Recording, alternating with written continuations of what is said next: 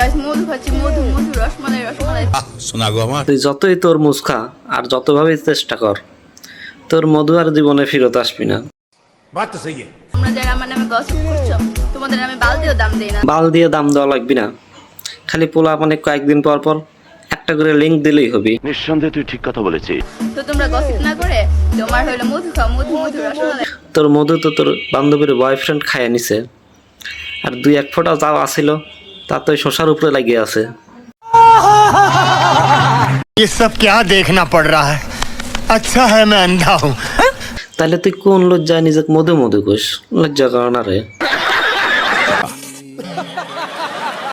বাংলাদেশে যদি করোনার ভ্যাকসিনের সাথে সাথে লজ্জার ভ্যাকসিন আসতো, তাহলে আমারটা আমি তোকে দিয়ে দিতাম ফ্রিতে, আর যদি তোর লজ্জা হইতো।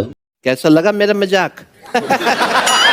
আমাকে যে পাবে সে খালি মধু মধু করবে, বুঝছো? झूठ बोलो, बार बार झूठ बोलो।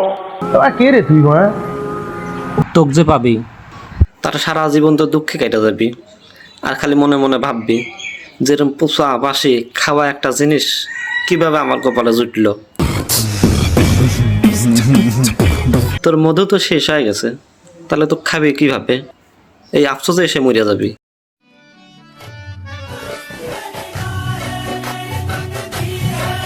কারণ তোর ভিতরের মধু যেইভাবে খাসে, স্বয়ং মৌমাছি আসলেও 1 ফোঁটা মধু বের করে পারবি না তোর ভেতর থেকে।